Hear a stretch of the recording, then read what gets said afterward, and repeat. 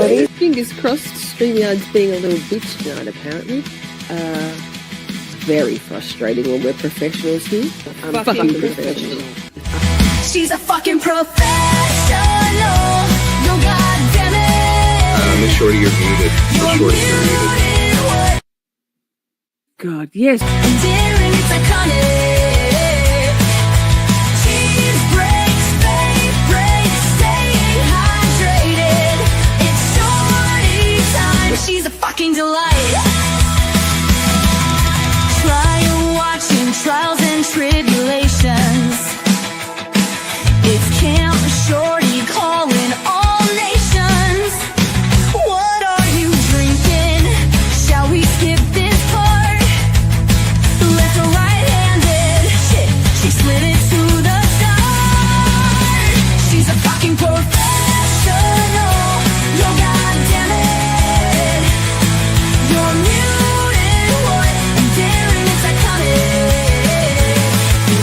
Cheese breaks, fake breaks, staying hydrated. It's Shorty time. She's a fucking delight. Psychology corner. Let's learn about stuff. New Miss Shorty music. Calling their bluff. Best best community. We've got the best minds. A safe, supportive sanctuary full of fun and love. Rock out with your cats down. Curse all you want. And here at Camp Shorty, we even say kind. She's a fucking professional. You goddamn it. You're muted, what? And daring, it's iconic. Cheese breaks, fake breaks, staying hydrated. It's Shorty time. She's a fucking delight. Hey, Shorties, what's doing, y'all? Get in here, Shorties. Let's fucking go. Camp Shorty. Camp Shorty. Camp Shorty.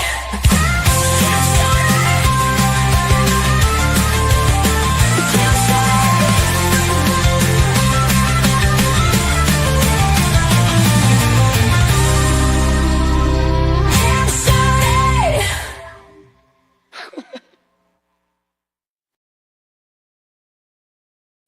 Hey, Shorties. Hello. Hi. The dogs go, oh, we're doing this again. They do it every time, don't they?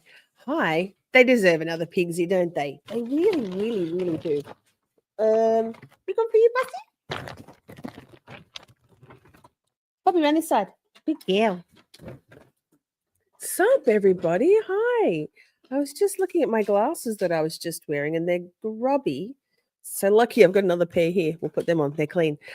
Welcome to Psychology Corner, final show of the weekend for Camp Shorty this weekend.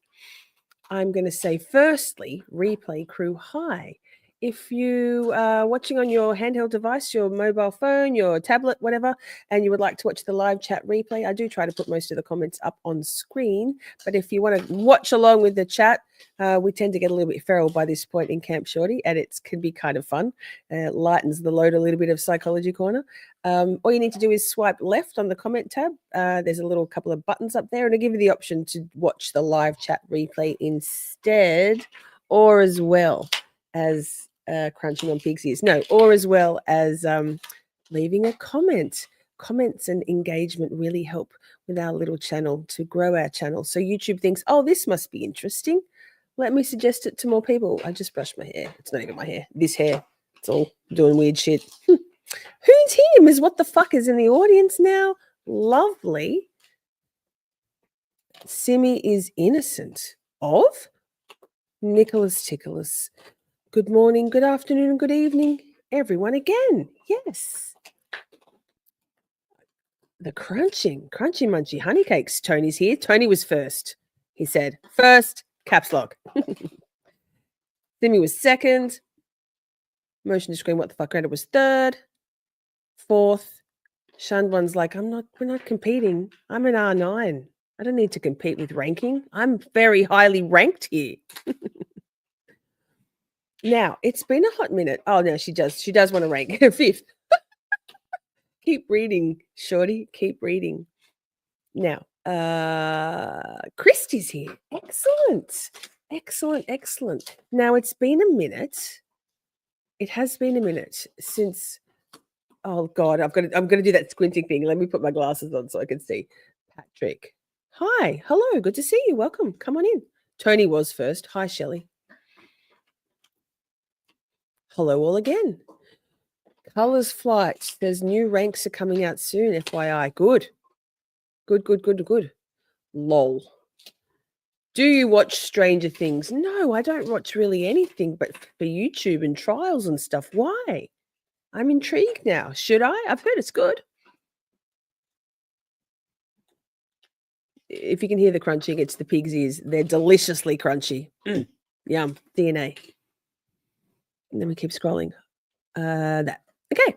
Now, if you, I don't think I've put it in the description box yet, but this is part 2 of 2. When was that? I guess it was 2 Fridays ago. We watched the first hour or so of this hour and 44-minute interview or conversation between Dr. Ramani, crowd favorite, Psychology Corner stalwart, with Dr. Chattergee, who's very good-looking man, and also very intelligent and insightful. It's a fantastic conversation. So we're watching the second part of that. Shandwan, thank you. Thank you. Welcome, new Shorty. Welcome, Ramona, Mighty Ramona. Cool name. Here, let me play this. Fuck yeah, gifts.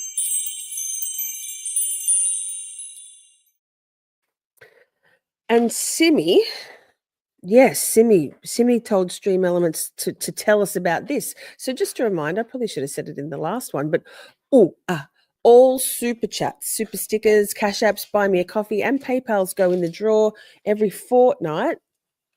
A winner will draw a raffle in a much more spectacular looking thing than this gorgeous Miss Shorty mug. Wins a Miss Shorty merch top or mug or tumbler or cap, I guess. Pretty cool caps. Can you see? Shorty. Yeah. Love. 10-10. New ranks. Ooh, Nicholas is feeling the threat of incoming rankings. I mean, I think you're safe. You're in with the first commanding general, right?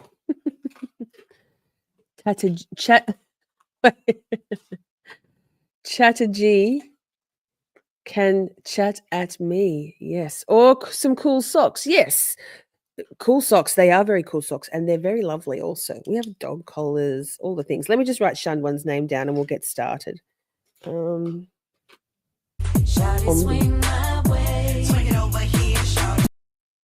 Thanks, Miss What the Fuck. Shandwan. Oops, you're in the draw. Okay, now what am I doing here? You've got so many tabs. Hey, hi, welcome. So, it's the ABCs of narcissism. I guess I'll back it up a little. Hang on, there's so many tabs. Give me a sec. Oh, I found it. Easy peasy. Lemon squeezy. We'll put this like this. Oh, walk and talk chat. Oh, it's not full screen. There. Wait. Oh, it's my first day. Haven't done this before. There. Oh, Dr. Ramani.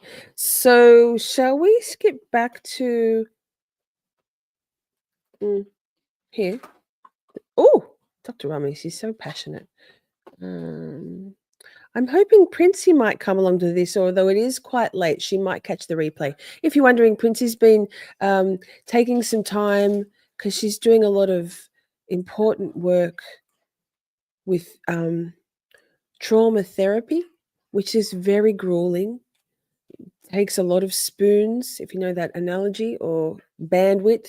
So she's been taking some time off from being in our very lengthy, girthy live streams, but had hoped that she would have the headspace to come back for the Psychology Corner episodes. Absolutely. Anytime, Princey. I just want Princey to take the time she needs to not feel overwhelmed because therapy is tough.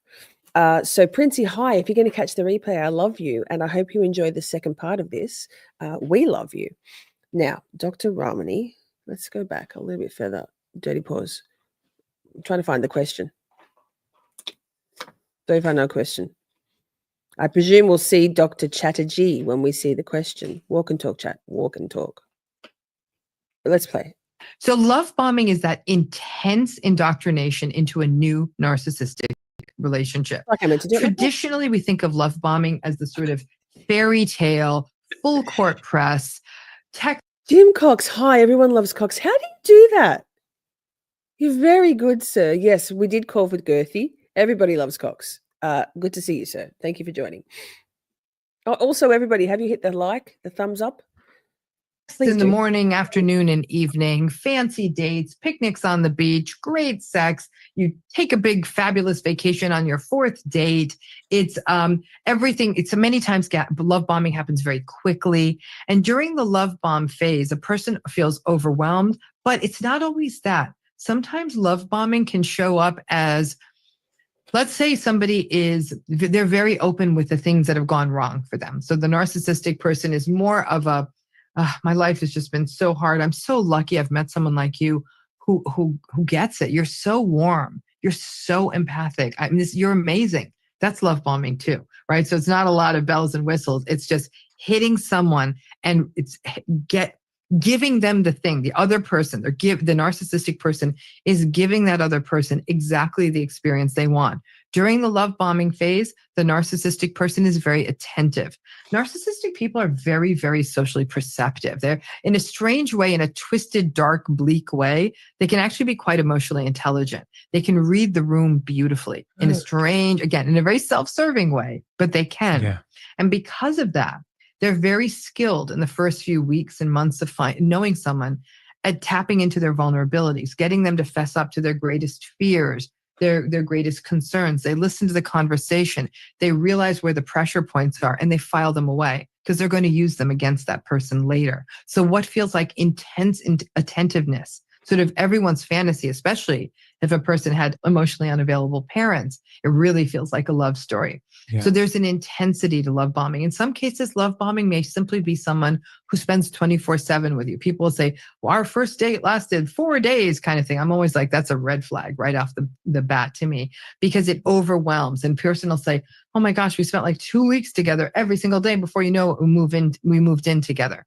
Intensity of contact, frequent contact, quickly, like it overtakes a person's life. Isolation could also sort of quietly happen during the love bombing phase. You spend all your time with this person. You're not spending time with your friends or family. You may even sort of change out your work schedule. So you get pulled away from your sort of touchstones and landmarks, as it were.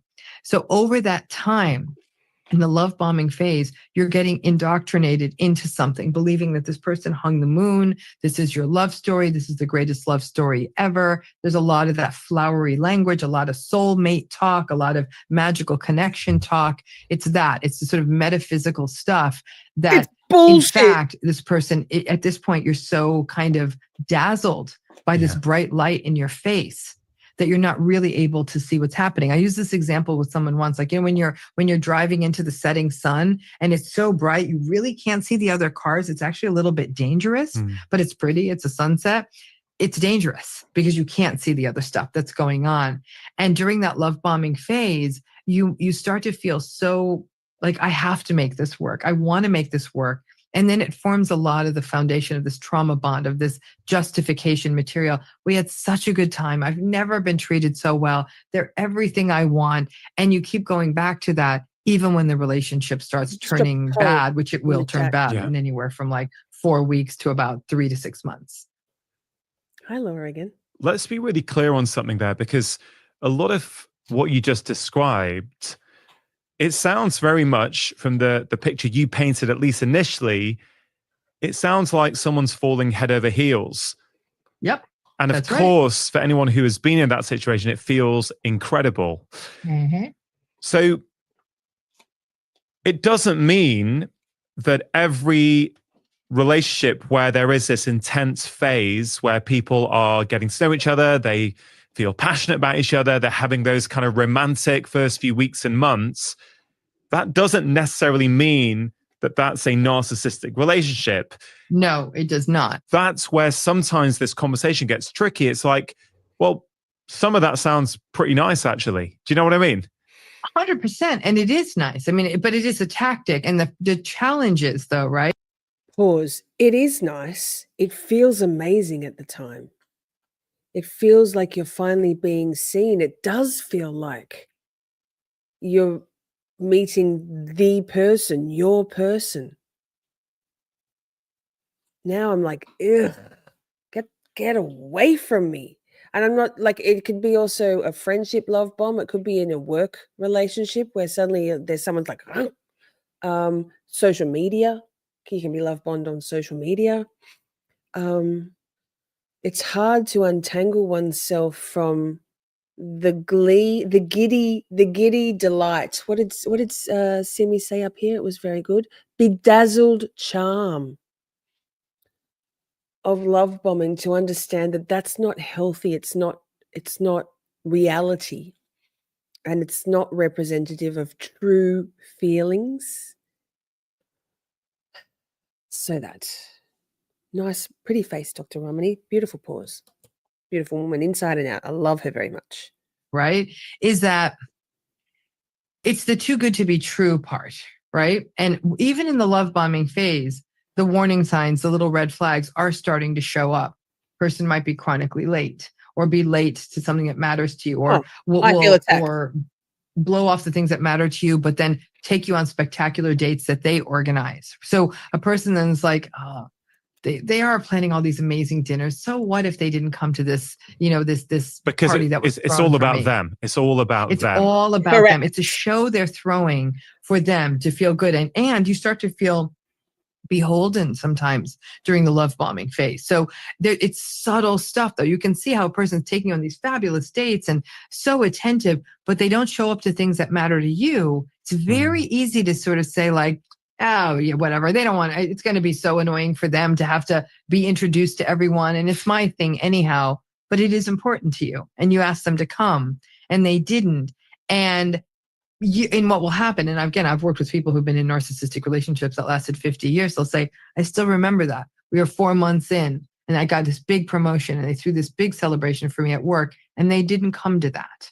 And they said it's stuck in my craw for the remainder of the relationship, but I didn't think anything of it at the time because other things were so great. So here's the thing. If you are in a relationship where you're falling in love and it's idealized and they're doing all these idealized-y things, and the other shoe never falls. There is no manipulation. There is no invalidation. There's none of that stuff. You won the romance lottery. No, we're all jealous of you. Go have your happy, happy life and don't tell the rest of us about it.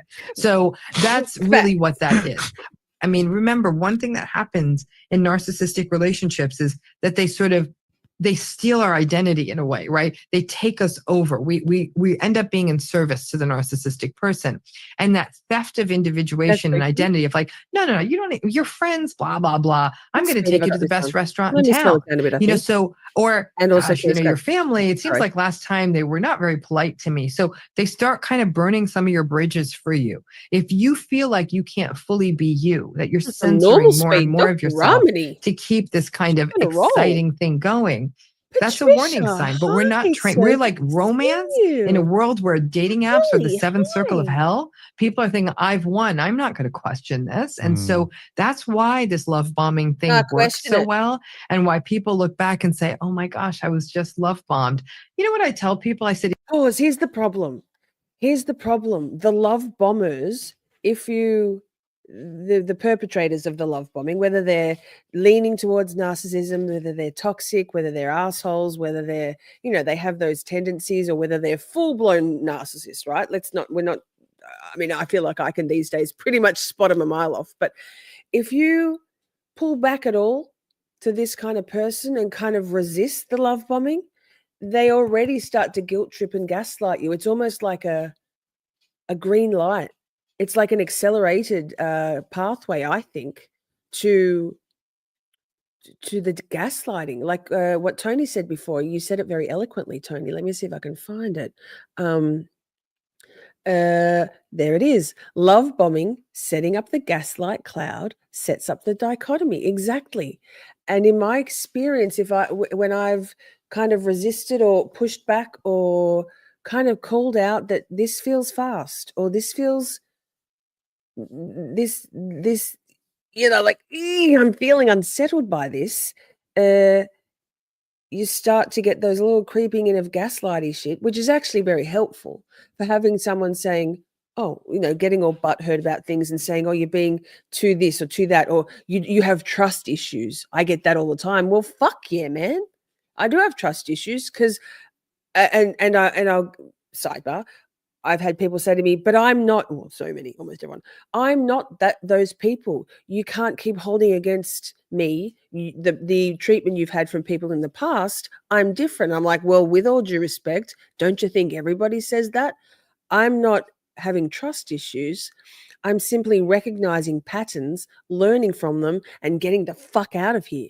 So you have to be. That's why we're doing these live streams, these conversations, because the better you are at identifying these patterns, the more quickly you are able to extricate yourself.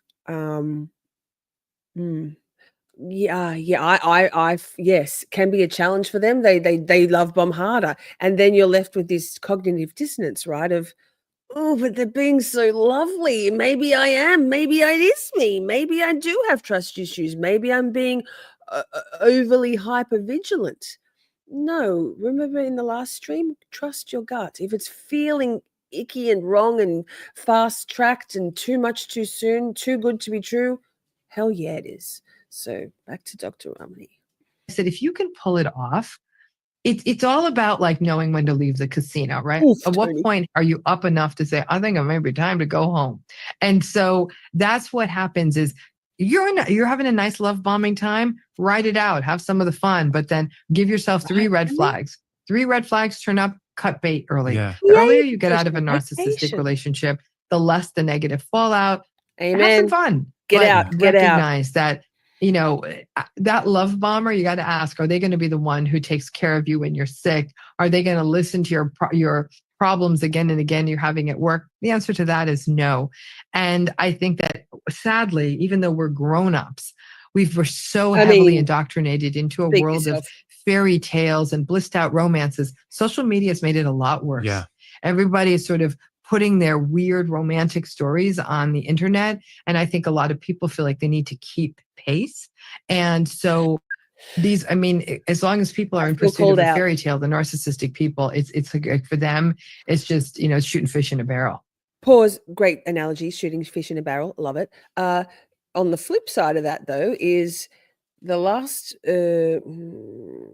close to the last person who pursued me with all of this bullshit because of the former very public pirate debacle. God, so public from start to finish.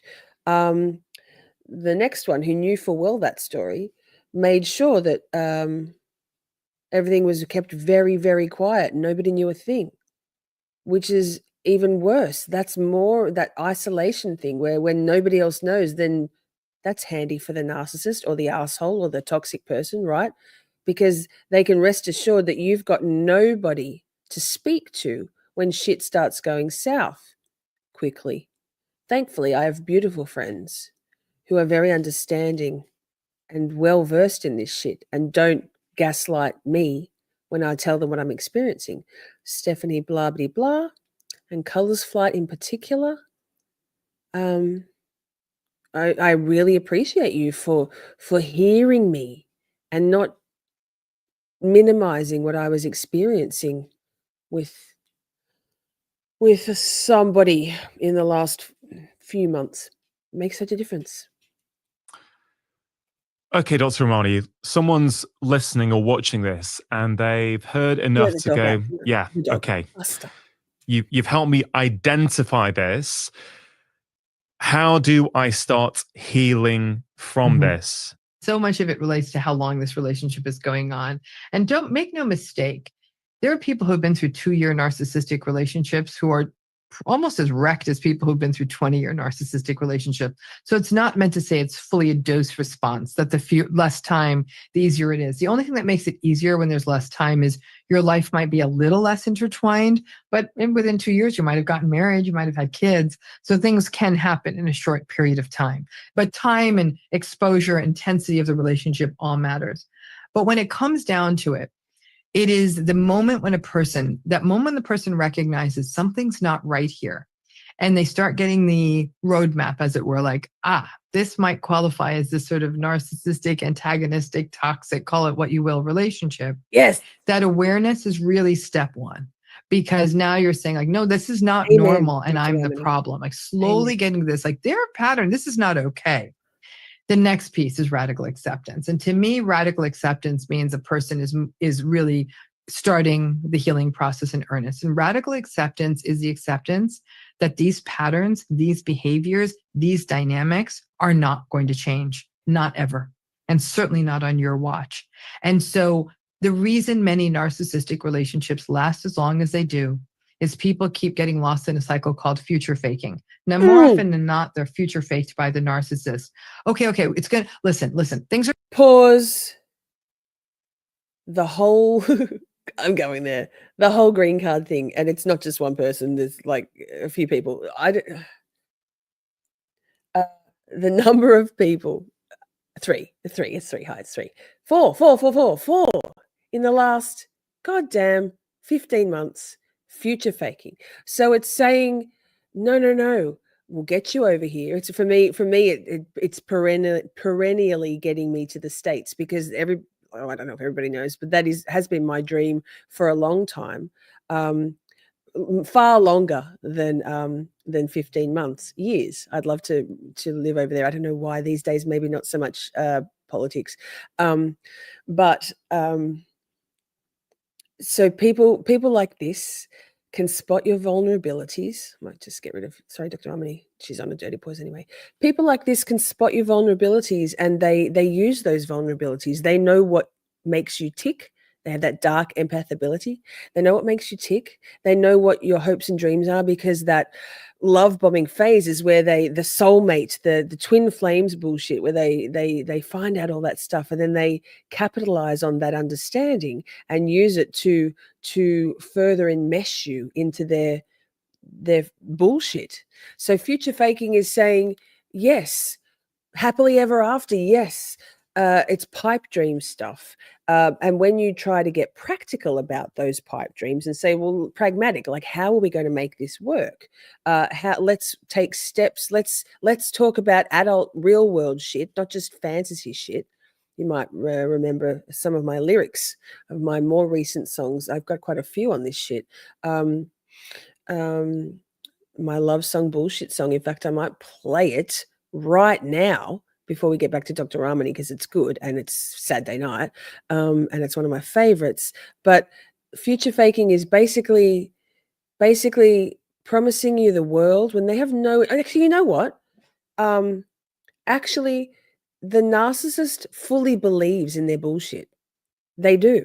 They believe what they're saying, but there's no connect between those fantasy pipe dreams and reality, because they just don't. Whereas a psychopath knows full well they're never going to deliver on that, and they're intentionally playing you. So when a narcissist says to you, but we are, I'm not lying. We are, it is. These are the things we're going to do. Okay, well, let's talk about it. So there's a that's only something I've learned since the love interest, lol, that I was just talking about. There's been a couple of attempts since, but that one, at the time I was like, you're fucking with me. Like, don't fuck with me. It's disgusting. And they were like, no, what do you mean? Not intentional. Okay, Sarah Boone, not intentional. So the narcissist versus psychopath distinction is important in terms of intentionality. Narcissists firmly believe that the bullshit they're, what the snake oil they're selling is a valid, useful product that's got redeeming features. Psychopath knows that it's snake oil and is fucking you over just to fuck with you. So let's do love song bullshit, because I love it. Hope you love it, and listen to the words, because it's not just a song. We're playing it because it's Now relevant to what I'm just the talking Supreme about. Leader decrees it. Yeah, Nico. I know we love everybody, but geez, it's nice to have you back, Nick. Enjoy. Ooh,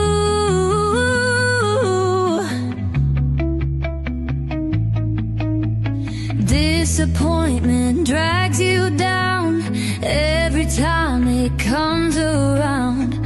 Pick you up and dust you off. You know the drill, done this a lot. Big feels, deep breath. Don't worry about it, just take another step. 1 foot front of the goddamn other. Shake it off, don't even bother. Give it up, suck it up, chin right up and toughen up. Stupid really love song bullshit. On the ropes, another hit. Do not engage, emotional raincoat, Teflon coated, deep mode. A cardboard box, a filing cabinet, eyes on the prize, yeah, no cheeks wet. Give it up, suck it up, chin right up and toughen up. Stupid really love song bullshit. On the ropes, another hit. This shit sucks, y'all, really hard. Just walk it out around the yard. Reality, it got us good. Not like real talk kills the mood. Delusional, it's fantasy shit. And here we are, another hit. When will you learn? Don't get your hopes up. Try to fill that feelings cup. Give it up, suck it up, chin right up and toughen up. Stupid really love song bullshit. On the ropes, another hit. Give it up, suck it up, chin right up and toughen up. Stupid really love song bullshit. On the ropes, another hit.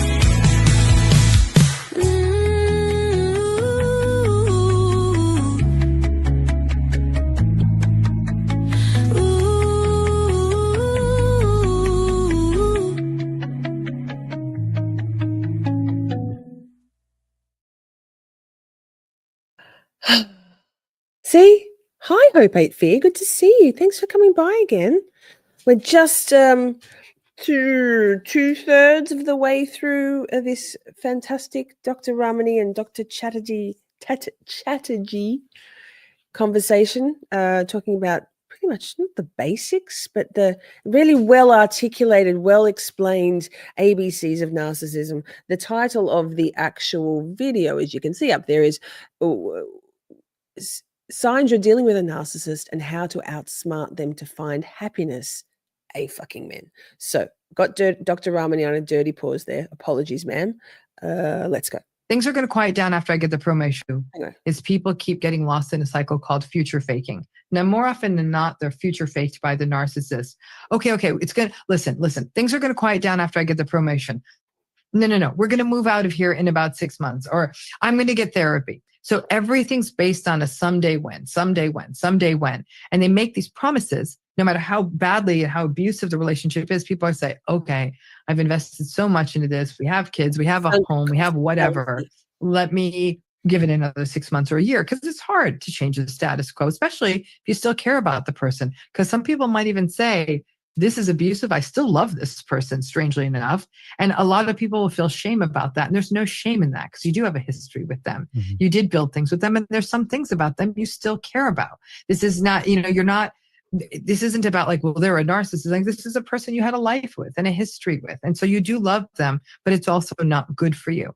But the radical acceptance is that slow understanding that this is not going to change. I can promise you that. I've been doing this too long. That's a good thing about being old. I'm like, I can really say this definitively in a way I couldn't have done early in my career. And so She's 56.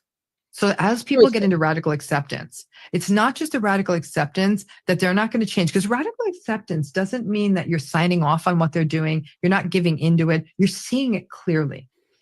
And radical acceptance is also, especially for people who can't leave these relationships, it's the acceptance that even if you get it, it doesn't mean that their hurtful words won't hurt you, right? So it's also the awareness that this was hurtful.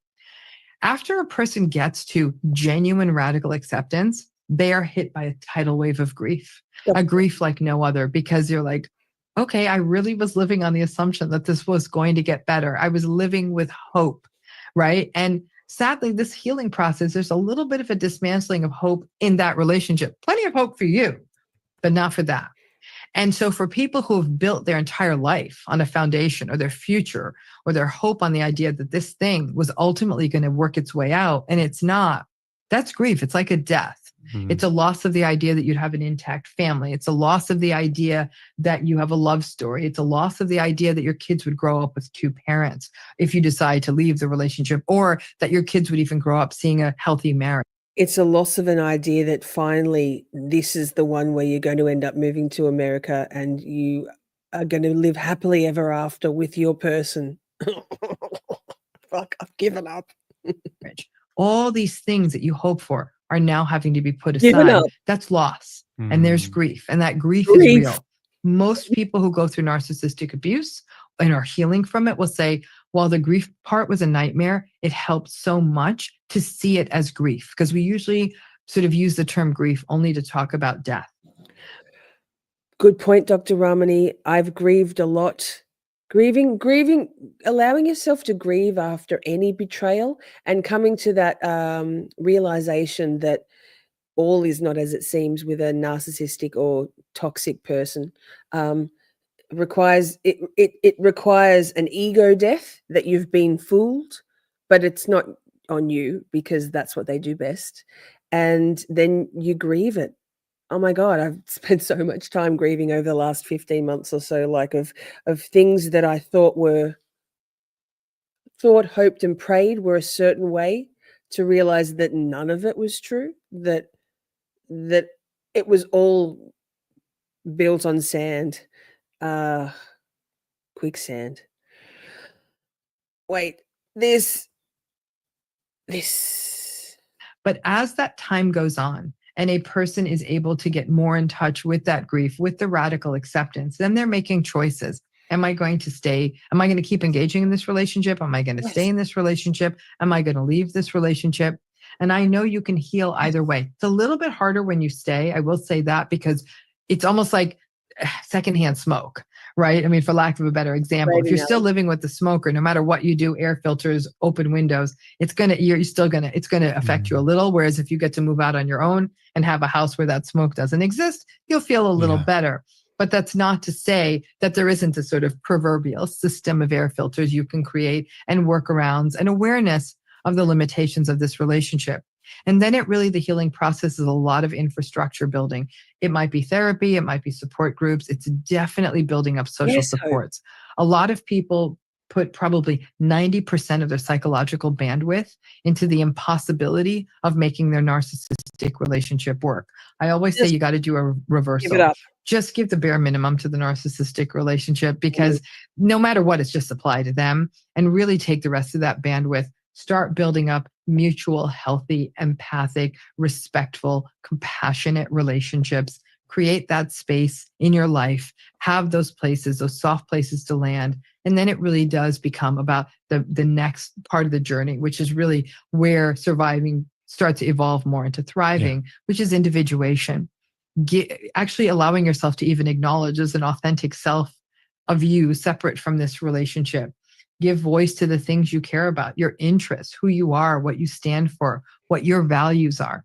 Narcissistic people, in a way, they just sort of block the sun. You don't get to see these things in yourself.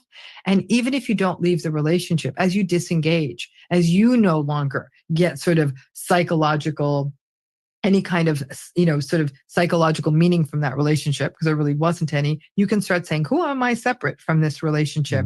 And that becomes a very revelatory moment. And then over time, you really are able to recraft your narrative as one where you're not in service to the narcissistic person, but rather I'm a whole person separate from them with dreams and wants and needs. And you learn to voice those needs. And you start to feel more whole and strong again. And I say this not from a naive place. I've seen many survivors do this. And most of the survivors I work with are in process. This isn't easy. Narcissistic abuse changes a person. You don't ever come back wholly. You become a little less trusting. I think outside observers would say survivors might be a little bit cynical. I don't like them being called, I don't mind the word cynical. You want to call me cynical, call me cynical. I think they're more discerning. I think people are a little bit more aware. They see red flags. They distance a bit more. It's about allowing yourself to disengage from people who invalidate you. So on that note, that how narcissistic abuse changes you. The number of people at various stages in my life, because I've been in, I guess, three serious, or what I assumed was, or hoped was serious relationships with definite, now I know, narcissists, and betrayed by a whole bunch of people most recently. And the number of people throughout the years who've said, just want you to go back to the way you were before. I'm like, yes, same, man. You can't put that shit back in the horse. You can't unring that bell. Yes. Shelley says that's the bingo right there, allowing yourself to distance yourself. It's very hard because of the trauma bond. That's the environment they nurture, that they cultivate is a better word, not nurturing. There's nothing nurturing. They cultivate that. And it's very hard to untangle yourself from those trauma bonds. It's like any addiction. Tony says, I need to get ready for bed. Lurk mode engaged. Well, thank you, Tony, for being here. I'll see you on the Discord streets, and I'll definitely see you next weekend. Sleep well. Time to wind down for you, sir. Same for many people, I'd say. We're getting there. So it's really an overhaul of a human being. This doesn't happen quickly. For some people, it can take decades. And like I said, as a survivor myself, I can tell you, I carry some of these wounds to this day, and I'm never gonna not have them. There are holes in me. There are neuroses in me. There's self-doubt in me, self-blame in me. That all comes from that origin. That was my story. I'm lucky that I got to turn it into working with people on it, but it's always a burden I'm going to have to carry. And instead of believing I can fully lighten it, I almost embrace it as part of who I am. Amen, Dr. Ramani. Same. That's the whole nexus between my lived experiences and us doing this. Yeah, we do true crime, we do trial watching, we do fun stuff, but at the core of it all, for me, is turning my lived experiences into positive learning, community support actions, and I wouldn't change a thing. And yes, Shelley says, brush your teethers, Tony P. Definitely. That reminds me, I got to charge my electric toothbrush. It died this morning. Yikes. I had to just do it peasant style. I think that comes across in your writing, actually, particularly in this latest book. It does feel, dare I say it, personal. It feels that you are on this mission. At times, there's real emotion in the book about how strongly you feel about these concepts. And, it was one of those things I took away. It was like, wow, Dr. Ramani really is doing this from a place of passion to get this message out there so that these people who are suffering feel seen and feel heard. It's, that bit about grief is interesting, because it's not just grief for the relationship. I guess it's also a grief for the person they used to be. It sounds like they lose something of themselves when they're in these relationships. So you're grieving on multiple levels, aren't you? You're grieving also, it's a loss of innocence, right? Because when people have gone through this, it's almost as though you've seen something of human nature you wish you didn't have to see, right? Like I said, that's why many survivors, I've heard them being critiqued for being cynical, for being closed off. It's not true at all. They're not being sort of like a big friendly puppy dog anymore. They're sort of moving much more cautiously, right? I mean, if you look at people who've been through trauma, there's very similar cautiousness that often accompanies trauma survivors. They're very tentative about like making sure that the ice is thick enough to watch on. If you watch how a cat walks, very tentative, like, is this a safe surface? That tentativeness is definitely something you see in folks who've been through narcissistic relationships. I actually don't think that's a bad thing. I think slowing down, paying attention, how does this feel in my body to be around this person? If this doesn't feel good, I know how bad this can get. Maybe I'm not going to do this again. And so I think that it is there's an awareness, but it is a loss. It's a loss of this. I would tell you this again, from a very personal standpoint, is that I envy people who can have this really kind of almost youthful, bright, bubbly take on love stories. And I mean, I get a little tense when someone talks about a new relationship in the sense of like, I really look heavenward and I'm like, please let this be okay for them. That's not an easy way to live. Like, I want to just be like, yeah, it's your wedding and you're going to be happy forever. Instead of this kind of like, please let it be okay for them. Creates this kind of anxiety, right? And you want to be the kind of, yay, rah, rah, happy, happy.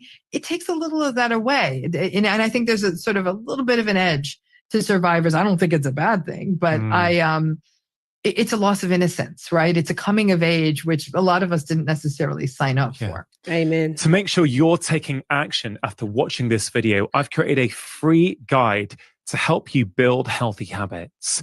We can all make short-term change, but can those changes become a fundamental part of our life? Often they don't. And that's why in this free guide, I share with you the 6 crucial steps you need to take. They're really, really effective.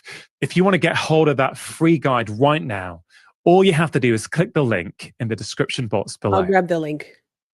Some of the principles there for healing, starting, of course, with that radical acceptance. Can I? I'll have to do a separate one. Hang on. Those are just good core principles for anyone to apply in a relationship, whether it technically qualifies as narcissistic or not. If we're in any kind of toxic relationship, those principles seem pretty good ones for us all to apply, right? They seem pretty universal. When it comes, though, to narcissistic relationships, I thought about this in 3 ways, right? At work, let's say your boss is narcissistic. You know, you're choosing to be at that job. Of course, if you can leave and get another job, okay, great. That could be a fantastic way to move on from it. Of course, not everyone can. So I thought about work. Then I thought about, intimate relationships when it's your boyfriend or your girlfriend or your wife or your husband, whoever it might be, because you've chosen on some level that partner. Yeah. Not always, but I guess let's say you've chosen that partner and you've invested a lot of yourself in that relationship. Of course, you could leave, but there may be children, there may be financial constraints and all kinds of things which make that dynamic particularly challenging. Yeah. But then you've also got potentially a narcissistic relationship with a parent. Let's say your mother or your father had narcissistic traits. These 3 situations strike me as being quite different, and maybe that they need a different strategy to help people move through them. They're very different. Yeah. So, there's sort of they're the narcissistic relationships we quote unquote choose, if you will, right? Because we, other than, there's obviously some people who are arranged into marriage, forced into marriage. And I'm aware of that. And that narcissism is a real problem there. But it's, relationships like a boss, even a friend, certainly a partner. And then there's the relationships we didn't choose, the narcissistic parents we were born to, or the siblings we grew up with, who as children, they may not have been narcissistic per se, but that definitely evolves and becomes an issue in our adult relationship with them. A narcissistic parental relationship is very harmful. It has negative psychological harm on people for a lifetime. There's no 2 ways about it, because the narcissistic parent is deeply selfish, entitled, all the stuff we've talked about.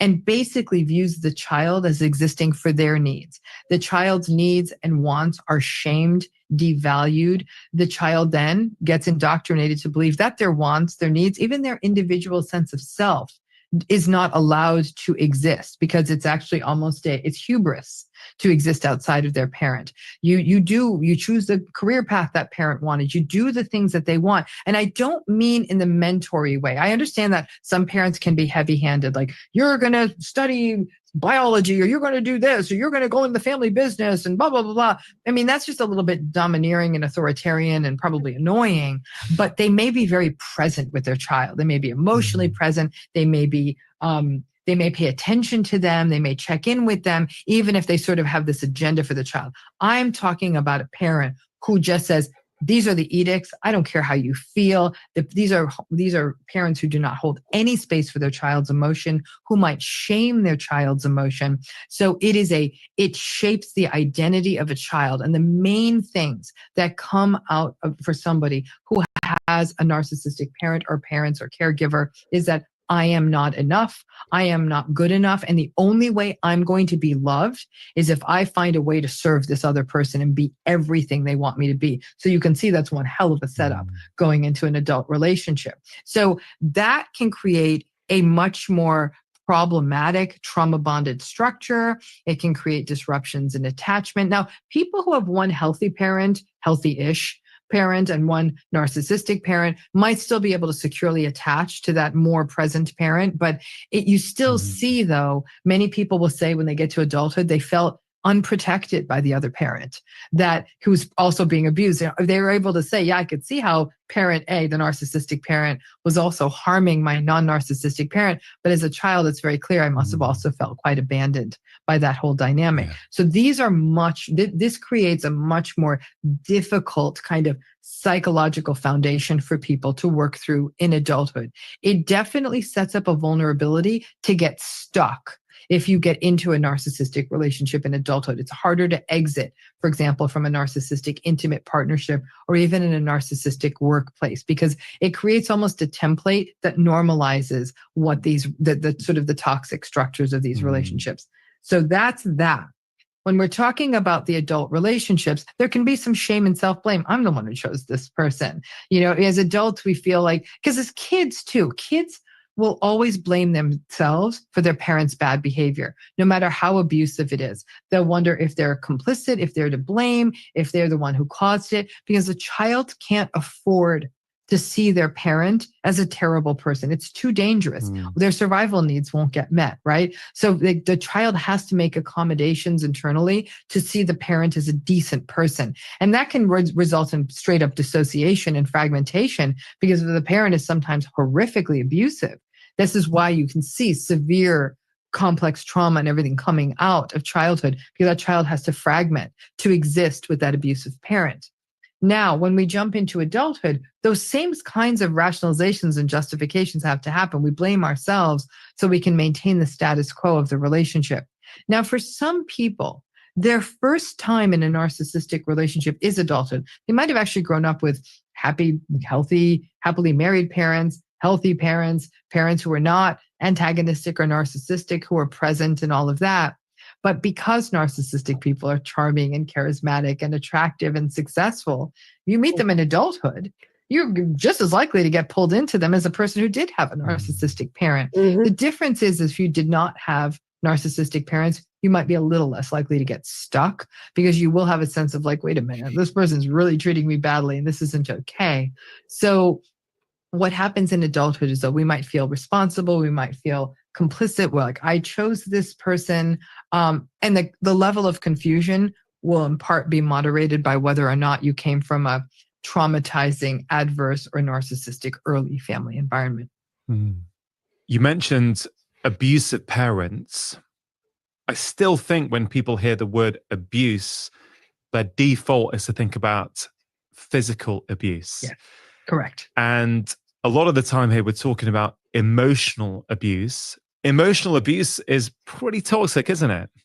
Yes. Well, let's put it this way. Every child who's physically abused is simultaneously emotionally abused. The two go together, right? So there's no child who's being physically abused in the absence of emotional abuse.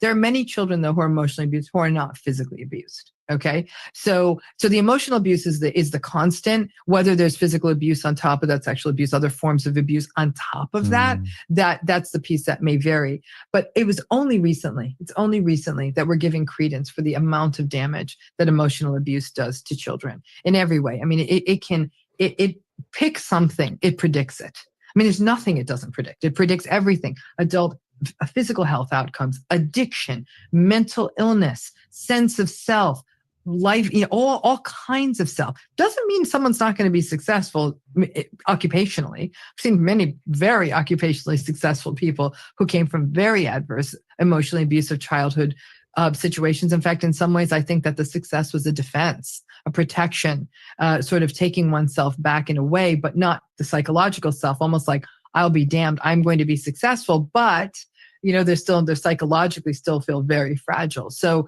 emotional abuse in childhood, which is guaranteed if a person has a narcissistic parent, guaranteed. If you have a narcissistic parent, you will be emotionally abused in childhood. It's really that simple. You've obviously worked over many decades now with many, many people who have been suffering within narcissistic relationships. I'm absolutely not putting any blame here on anyone, to be really clear. My question is, are there certain patterns that you have observed that make it more likely that you're going to end up in a narcissistic relationship? Are there some traits that make it more likely? So let's divide it up, right? Because there's two processes here. There's the getting into a relationship and there's the getting stuck in a relationship, right? Because getting in, everyone is vulnerable to narcissistic folks, right? Attractive, charming, charismatic, confident, successful. Come on. It's, really, unless you're really like, I'm going to really try to find the least successful, unattractive, but really sweet person. It's usually not what most of us are doing. So somebody comes along with those qualities, charm, charisma, all the rest of it. Most people are going to pay attention to that. So I'm saying everyone is universally vulnerable to getting in. The difference is that it's getting stuck, right? Yeah. And that's where we see a difference. So this is where I tell folks, everyone's like, how could I have been so dumb to get in? I said, you weren't dumb to get in. All of us get in. Once you're in, and especially once the love bombing is past and you're getting into the devaluing phase, we're at the early stages of trauma bonding, then there are vulnerabilities to getting stuck. And some of the vulnerabilities to getting stuck are quite variable. Some of the ones you'd expect, people who had very adverse, traumatizing early childhood environments, they're more vulnerable to getting stuck. People who had narcissistic parents where these kinds of toxic patterns were normalized, definitely vulnerable to getting stuck.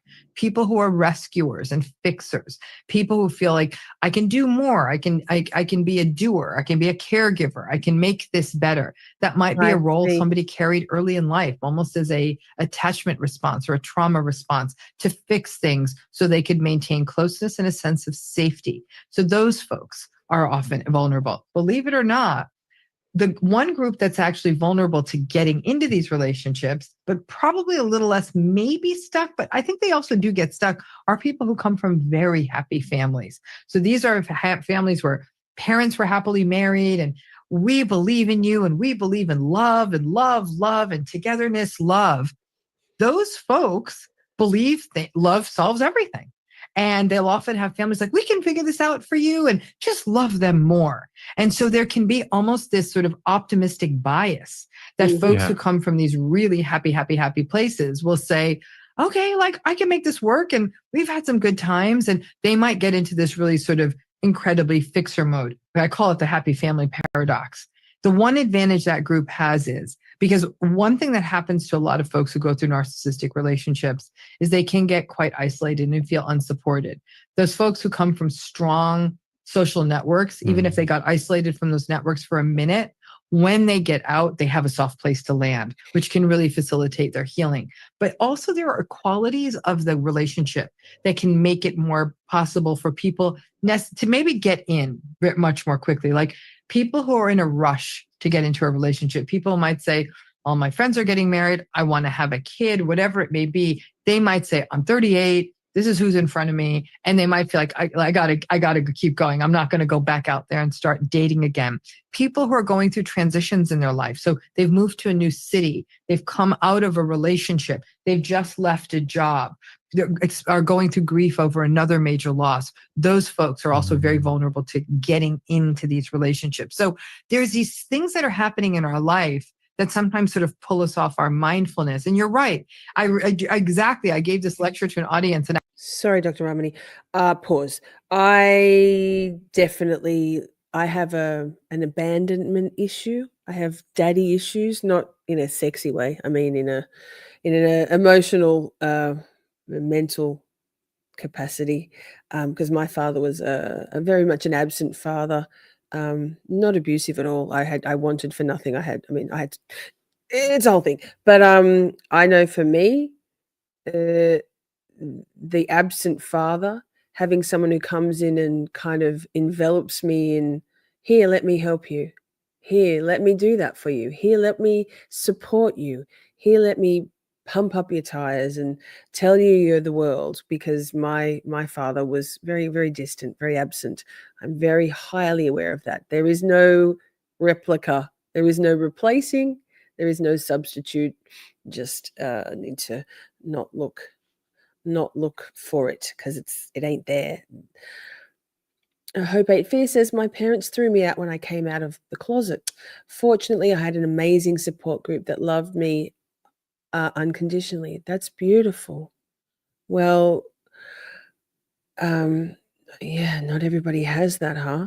I mean, it doesn't lessen, well, maybe it does.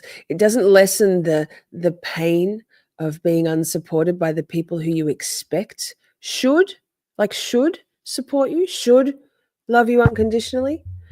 But it certainly does give you chosen family options, right?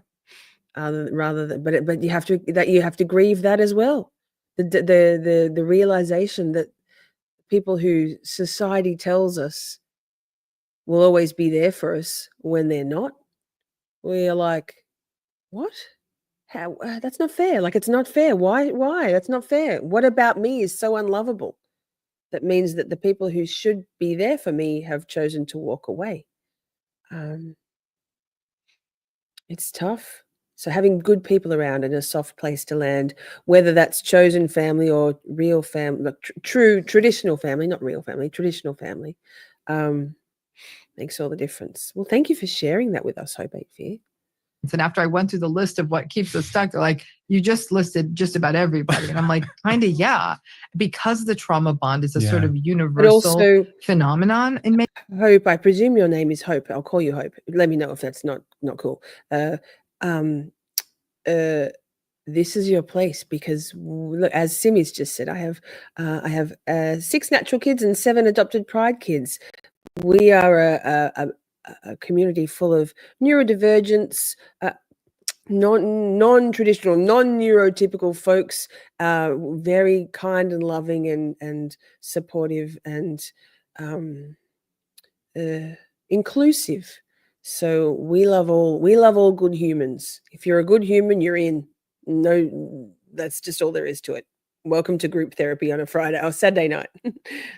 In many ways. And so, but if you're not in as much of a rush, and I will tell you that will help, but I'll tell you this, the thing that can help people, in addition to sort of knowledge, sort of protect themselves in these relationships, is to develop a fully formed sense of self. We don't do that enough. We're very other reference. Like, I should be going to this university. I should be having this kind of job. I should be living in this neighborhood. I should be doing this. I should be making this money by this age. And I should be, we're very externally referenced versus, we love you. Who are you? What are you about? What do you You're a good stand one. for? We don't have folks grapple with those questions. It's a shame, because we have such a rich opportunity to do this with kids, particularly in middle school and high school, and we don't do it. Yeah. I think we could really lose some of the classical school curriculum and just do this work, because it can't can't happen in a lot of families. And I think the error has always been like, well, this is the stuff that should be happening at home. Well, it's not happening at home for 80% of people. This is such a key point, isn't it? This whole idea of where does your sense of self come from? Have you spent time on that? Do you know who you are? Hey, hi. Because here's the thing, a lot of us do this in adulthood because of conflicts or whatever. We end up there because we realize that that's going to help us move forwards. But it completely stands to reason that if you do this at a young age and you enter adulthood as much as possible with that strong sense of self, you know who you are, you're probably going to be much more aware when boundaries get crossed, when things like, well, this doesn't feel right. This is not who I am, because you know who you are. How can people who don't know who they are, and I recognize that if you've been in a narcissistic relationship for many years, you forget who you are. How does one go about finding that sense of self, discovering who they are? I mean, it's a lifelong process. It's not like I'm going to do that this month and I'll have it sorted, right? I always think of it as an archeological dig. You know how you see people in the dinosaur movies and they've got those tiny little brushes and they're brushing away all this stuff to kind of look, there's a tooth, there's a bone. In some ways, it is an archeological dig. Like we're digging through these layers of ourselves. And part of this is mindful awareness. It can be bringing in practices like meditation and mindfulness, which can really help a person engage in sort of the process of non-judgment, because judgment is what stops people from this process. Like, this is ridiculous. I want to be an artist. I got to shut that down. That judgment is what just because you love art doesn't necessarily even mean that's going to be your career, but to acknowledge how that creative pursuit may be a part of who you are, to really have those hard sort of explorations within yourself of like, do I want to be a parent? Like, where do I want to live? It's creating time in your life where you have those conversations within yourself.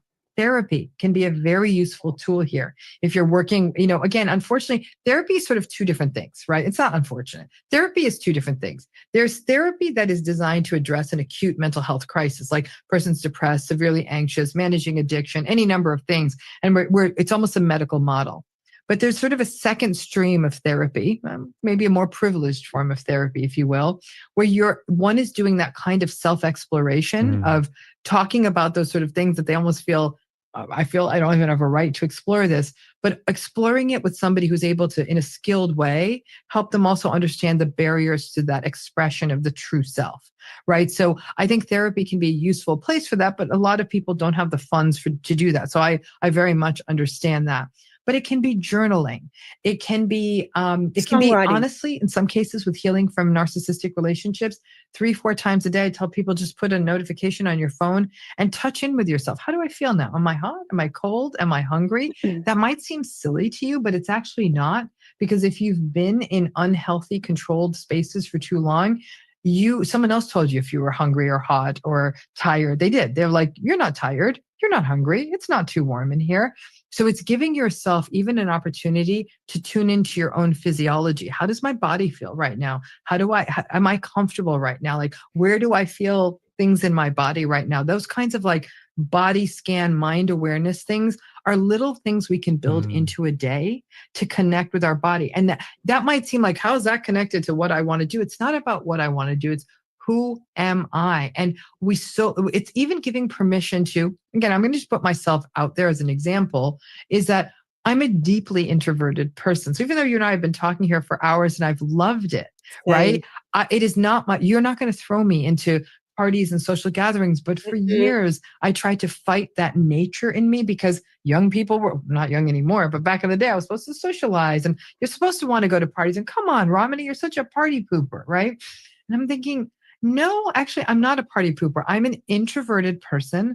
I prefer to be in my own head and read, and that's where I'm happy. And don't get me wrong, I love people, but in small groups. And if I do go to a large event, I'm very tired afterwards. That exploration of self allowed me to give permission to that part of myself to say, it's okay to say, I want to see you. This is going to be too much for me to come to a big event, but can we put a dinner in the books next week? Pause. Laura, good time to pause. Thank you so much for being here. Enjoy the rest of your Sunday afternoon, my friend. And make sure you tell Grazer I said hi. Love him. What was I going to say? Oh, yes, I've told this story before, but it was such a revelation for me to pause. Actually, is Stream Elements on the leaderboard? Goodness me. God.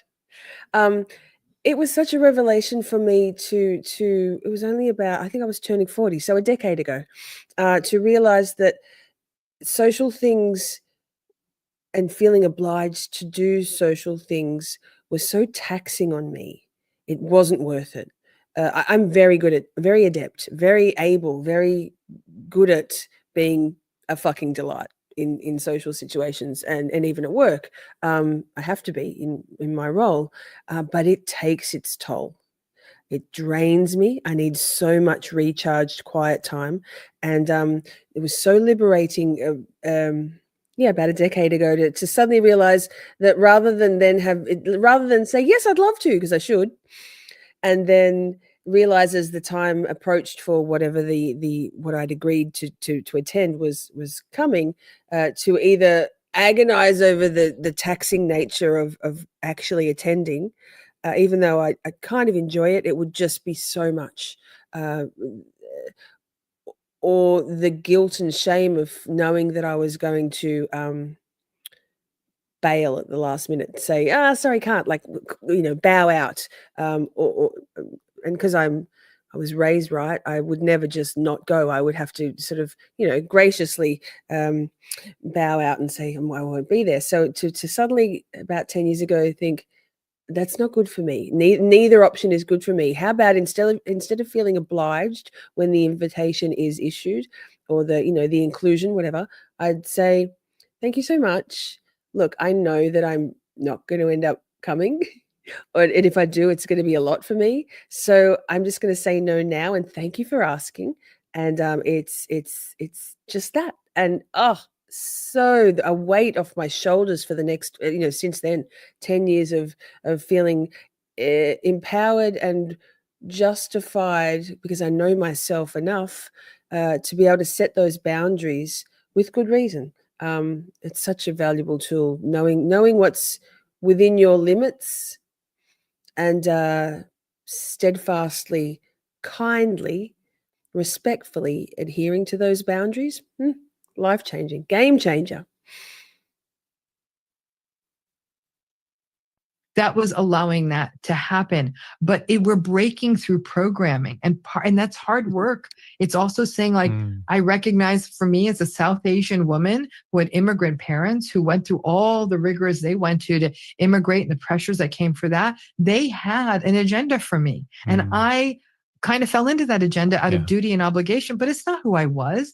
It was decades of work of feeling guilty that I saw the sacrifices that prior generations made, but that wasn't who I was, to finally give permission to what I wanted. I made so many mistakes along the way because I was trying to live into an identity that was really locked into loyalty, duty, obligation, recognizing the sacrifices of others. Yeah. This is not easy work. No. Colors, I'm going to give you the respect and honor this comment deserves. My mom abandoned me at 15 to live in a camper on the river. So I moved my best friend's family. This is so you, Colors. Moved my best friend's family in so her mom could pay for the bills. Lol. But then my mom left a note on the fridge. Colors. Shh. Big love to you. Big love to you. Oh, less love for me. Of course, putting in place the right boundaries is really important for all of us, whether we are in narcissistic relationships or not. People often struggle with this, especially when they've never used boundaries. It can feel very foreign, and you don't quite know what you're doing because you're not used to doing it. It's a tricky conversation. Boundaries. I think that what's so difficult is I've worked with so many hundreds, thousands of people who have gone through narcissistic relationships. The boundaries conversation is a thorny one because you got to remember boundaries don't work in a narcissistic relationship. And when we tell people to make boundaries in those relationships, we're sending them in to get hurt. There's no point. The boundary has to be very interior. So it's an internal boundary. Pause. Yes. Amen, Dr. Ramani. So, and that's a good way to send feelers out to newish narcissists and toxic people in your world, is when you set boundaries, like, I prefer you don't call me crazy, call me a lunatic, call me all this stuff. That makes me feel like shit. It's not funny, and I don't appreciate it. And if that person's like diminishing it, gaslighting you on it, that's it. Or that's not necessarily a small boundary, but you know what I mean. You can send out feelers, but they're not to expect that person will respect those boundaries or acknowledge or validate where you're coming from with whatever that smaller boundary is. But if you set those and they disregard them, and you try a few other boundaries, just small ones, it's a really good indicator that that person is never going to respect anything. If they can't even adhere to, I'd prefer we don't use the thumbs up in our reacts, please. They're like, oh, thumbs up. Little things like that. Of course, they're not going to respect bigger boundaries or respect you in general. So I find it a really useful tool to reverse groom your prospective narcissist or toxic person, because you're testing the waters to see whether they will respect boundaries, the ones and you have to respect your own boundaries to be able to initiate them and stand steadfastly in them. And Hope says, I like this lady. This is our good friend. I wish. Dr. Ramani. Dr. Ramani, I should know her last name. It's Pakel or something. She's just Dr. Ramani. We've done a lot of Dr. Ramani stuff in Psychology Corner. There is a playlist with all of our stuff. There it is. She's great. She's her channel has 1.9 million subscribers.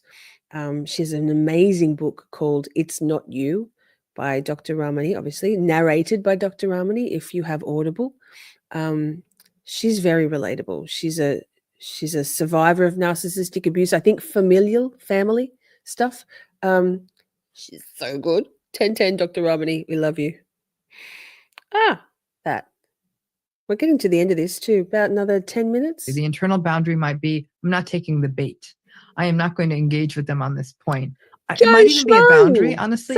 I'm not going to share with them the good news I got, because they're just going to make fun of me. That's the boundary. Mm-hmm. So I think that the mistake we make is that we think that boundaries are things we communicate to someone else about their behavior. Good for you if you've got people in your life where that works. Okay. But that's so rarely the case for people who are in the place I am. And somebody's like, boundaries. People are like, what's wrong with me? Maybe I'm the problem because I can't set a boundary. I'm like, there's no setting a boundary here. The boundary is within you. And like, I'm going to give you that classical example. The mistake people will make is that I'm going to tell the narcissistic person this cool thing happened, or I have this good news. And then they say terrible things and they mock you. And so don't do it anymore. A boundary is when something good happens to me, they're not going to know about it, not from me. And if something bad happens to me, I'm going to have to find a different place to share it, not with them. That's a boundary. Mm. You see what I'm saying? And so I think we have so much of our conversation of boundary is, I'm going to tell them I don't want that. They can't do that. They shouldn't say that. Not only they're not going to listen, they're going to gaslight and humiliate and shame you into oblivion. Save yourself the trouble, set the boundaries within you, engage in radical acceptance, and disengage. Yeah. Disengagement is a boundary. Yeah, super useful. I don't feel we've even scratched the surface of the content that's within your new book. It's Not You, Identifying and Healing from Narcissistic People. So for anyone who's interested in this topic, it really is a fabulous read that's going to help people, identify and then go on to heal. Man, how you going? To finish off our conversation today, Dr. Ramani, I have, I guess, two final questions to ask you, two quite different questions. Mm-hmm. The first question is, if someone has been listening to this conversation and thinks, you know what, I think I may be a narcissist. Lol. Mm-hmm. I think I have got a lot of those traits and I'm... Pause, Shelley. Remember when you said, I think I might be a narcissist? And I was like, oh, girl. And then you had some other revelations as to your brain makeup. Yeah. Every time they say like that, I'm like, and then generally, said it once, say it a million times. Yeah. Anybody thinking, I think it all the time. I'm like, could I be? Maybe I'm a dark empath. Maybe I'm the problem. Maybe I'm this. Maybe I'm that. Narcissists don't ever think that. Not consciously. They never engage in that kind of self-reflection and introspection. They just don't have the capacity, and they can't bear to delve that deep. They need to keep that husk empty, because if they fill it up with reality, if they hold the mirror up and they realize, ego death, can't bear it, the shame, no, can't do it. So I mean, I'm sure there are moments, I don't know, Dr. Sam Vadkin, another one of my favorites, he's a diagnosed narcissist, but that was as part of prison. He was in prison for white collar crime. And as part of that was had to go through psychological testing, and he was diagnosed as a narcissist. So he's embraced it and become one of the world leaders. That was like 40 years ago. World leaders in narcissistic research, teaching and terminology, phraseology. But I don't think he would have thought of it had it not been diagnosed. He just had a propensity for learning and a hunger to understand himself. But generally, narcissists don't ask that question. They just don't have the capacity or the self-awareness or the ability to admit their own failings, because that's one of the main parts of a narcissist, is that they can't bear to admit that they are but a human. I'm harming the people around me. Mm-hmm. What advice would you give to that person? First of all, good for you. If you're having that kind of insight and self-reflective process, you may not be a narcissistic person. But if indeed really you're like, okay, like, yeah, I'm listening to this and I'm going to have a painful realization, or you look around, you see a lot of burned bridges. I think that armed with that kind of insight, while in general, narcissistic people don't make significant changes in their personality. In fact, most of us don't make significant changes in our personality. We can change behavior. It's hard. It's hard because these behaviors are often very reactive and automatic. And therapy for people who are narcissistic often is a very, very long-term process, especially for and a person might look back and say, I get where this came from. It was a lot of adversity. These are survival patterns. I'm like this because it's the only way I can feel safe. Those are incredibly important insights. And good trauma-informed therapy, for somebody who's had that kind of origin story, can actually go a long way. Finding that therapist you feel comfortable with, but recognizing this is hard work.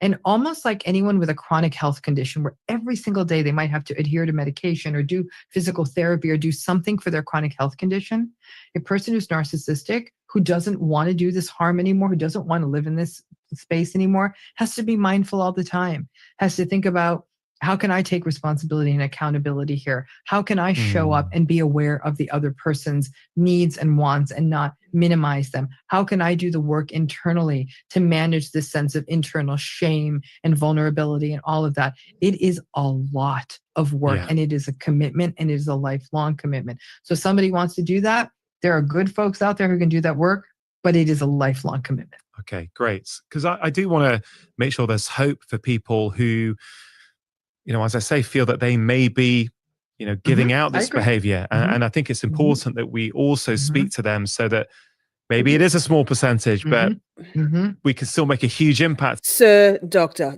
Chattergee, Dr. Nipples, I have a feeling, I don't know what his background is. I don't know.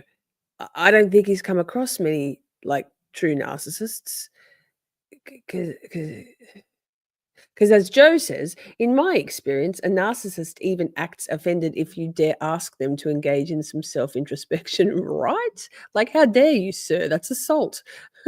You want me to look inside myself and delve deeper?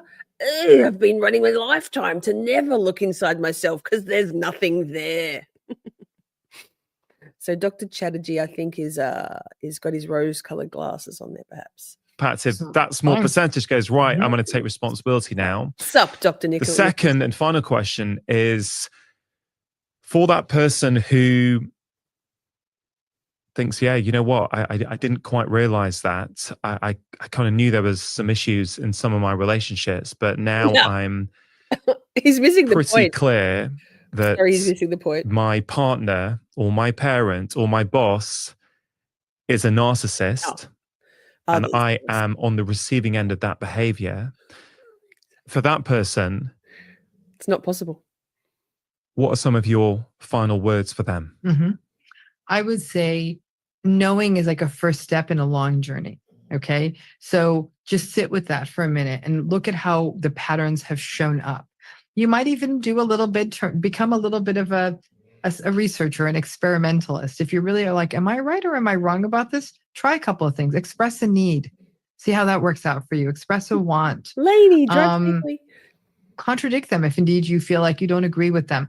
Try those things out and see how they react, because that's really going to be the places you're going to see the pressure points come out, right? And that might give you the confirmatory evidence. You're like, okay, I am definitely seeing this right. I didn't want to, but I am. And I think from that point forward is that as you see that these are consistent sorts of patterns, is figuring out sort of how you can find different ways of engaging so you don't get hurt in the same way. So you don't keep repeating the same toxic cycle. I'll just sort of leave you with a very simple mnemonic device from the book, which is don't go deep. And don't go deep. Great. Deep stands for don't do these things. Don't defend, don't engage, don't explain, and don't personalize. And if you can just hold on to that, which is don't keep explaining yourself. They're not listening. Don't defend yourself. They're just going to gaslight you. Don't engage. It's going to get worse. And honestly, don't personalize is the hardest, because this is actually not you. It's not about you. This is their insecurity. This is their inner battle. This is their need to dominate. But it's just that you had the bad luck of being in this position. Anyone else that was their partner or their employee or their child would be enduring a lot of this, if that makes sense. So it's just bad luck that you're in this position with them, because this is the role you had in their lives. But it's not about something in you. It's not because you're weak or you're flawed or you're foolish or anything like that. It's how they go through the world, and that it's not you. That's the core of this book, is that don't go deep, don't defend, don't engage, don't explain, don't personalize. Just starting that process of disengagement and seeing it clearly can start helping you sort of lift part of the weight. Yeah, the grief is coming. It's like a storm cloud on the horizon. I promise you that. But just interacting with it differently you might say like, oh, this is actually already lifting some of this. I'm no longer having the same ridiculous arguments, or basically waiting for a bus that's never going to come to this stop. Really, really helpful. Dr. Ramani, I honestly think you're doing some incredible work. You're shedding light on a really important topic, YouTube videos, your podcast, and now this latest book, It's Not You. Thank you so much for coming on the show. Thank you so much for having me. I always love talking with you. If you enjoyed that. We did, Dr. Nipples. Thank you so much. Now,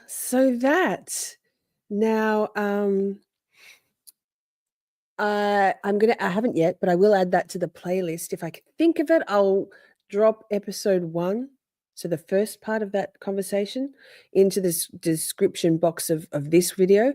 Absolutely, the link to the original video, the conversation between Dr. Chattergee and Dr. Ramani is there. So you can go straight there. It's kind of tricky to find. Dr. Ramani has a lot of content. If you like her stuff, it's all based on narcissism and toxic people. But she is the exemplar, in my opinion, in terms of relatable therapy-based conversations versus, say, Professor Sam Vadkin, who is more theory research-based and much more intellectual or cerebral stuff versus therapy practical based stuff. Both very important. So I highly recommend both those channels. If you love Dr. Ramani, I can't stress enough how good her book is. It's Not You. It's about 9-10 hours, I think, on Audible. So good. I listened to it twice, narrated by Dr. Ramani. It's really helpful if anybody if any of you all out there struggling to come to terms with life after narcissistic abuse, or are in the midst of extricating yourself from or a loved one like Shelley, I feel like that book would be amazing for your sister. It might be just something it's 10 it's not just about relationships, it's in romantic what's the word? My brain's buffering. It's been many hours. All sorts of relationship dynamics, not just romantic relationships. Romantic. There's no such thing as romance unless it's love bombing with a fucking narcissist. Excuse my language. Now, what else was I going to say? Interpersonal, thanks. No, well, interpersonal, thanks, Miss What the fuck. Interpersonal just means, lovers, like lovers, boyfriend, girlfriend stuff there. Let me break it down to my base level. Now, so next weekend, I think we might keep, just a bit of housekeeping. I think we might keep the week that was What in the World on Saturday nights. I think that works better for Ms. What the fuck with her work schedule, and mine as well, actually. I find it easier to coast into trial watching on my Saturday, you guys Friday night. So and so next week we might not do a psychology corner because I'm wanting to do a kick watch party. And I don't know about you, but I almost what's the word? Lost my ever-loving mind when I saw that the streaming platform I have, the one and only Binge Australia, same as HBO, I think, has Wicked with Ariana Grande and Cynthia, whatever her last name is. I haven't seen it. If you want to watch it, let me know. I put it in the Discord if anyone's keen. Or we can watch something else. So we might do Sade Robinson next week on Friday night, your time. We'll do the week that was on Saturday night, and then a kick watch party. How's that sound, friends? Love y'all. What else? Anything else? Oh. Thinking. No, I think that's everything. Thank you all so much for being here. It's lovely to have new Hope Ain't Fear, new faces, returning people, regulars, occasionals, lurkers, chatters. It's all amazing. Thank you so much for being here.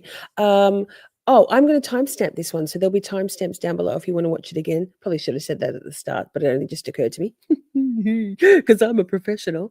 Love you all so much, says Ms. What the Fuck. See you real soon. I love you all very much. Thank you, my beautiful mods. Ms. What the Fuck backstage always with me. Shanwan's been listening. Excellent. Shanwan, did you see my earrings? I got the hearts on. Pink hearts, red hearts to match my shorty cap. I think that's all. Hey, let's go out with Chatty's Bay. Simi, you read my mind. The video now. Jim Cox, enjoy the rest of your weekend, all. You too, sir. Everybody loves Cox. Hey, stick around for Chatty's Bay. It's got cool baby shorty AI and crochet shorty AI. Thank you, Ms. What the Fuck, for all of the things you do for us. I'll see you all next week, friends. Enjoy the rest of your weekend. Stay safe. Peace.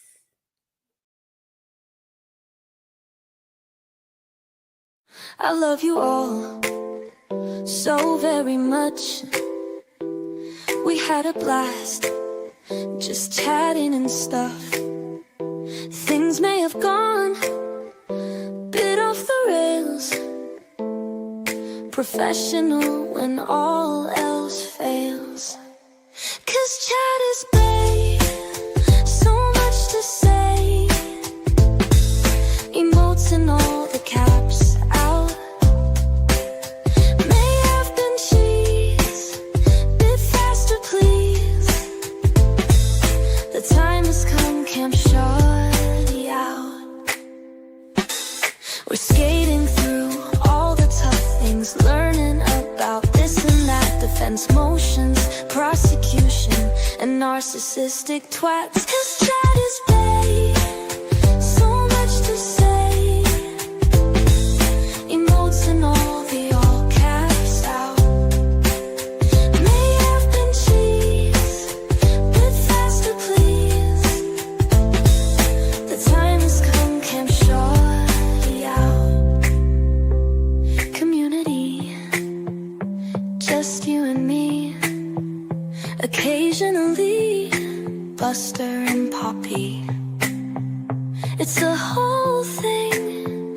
Shorty swing. Together we make each other happy. 'Cause chat is better.